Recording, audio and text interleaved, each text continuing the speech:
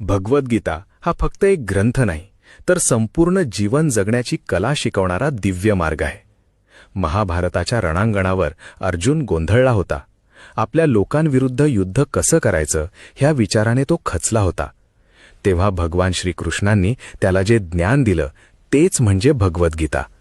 गीता आपल्याला शिकवते की जीवनात कितीही कठीण प्रसंग आले तरी कर्तव्यापासून पळू नये.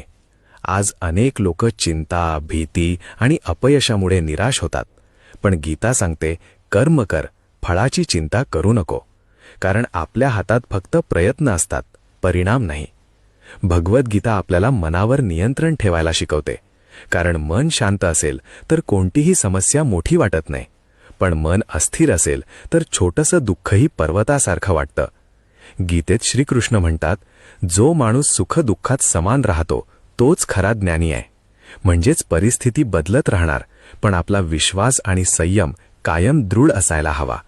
गीता फक्त मंदिरात ठेवण्यासाठी नाही, तर रोजच्या जीवनात उतरवण्यासाठी आहे.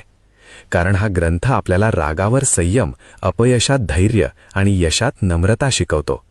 दररोज गीतेतील एक श्लोक जरी वाचला तरी विचार बदलू लागतात, मन सकारात्मक होतं आणि जीवनाकडे पाहण्याचा दृष्टिकोनही बदलतो.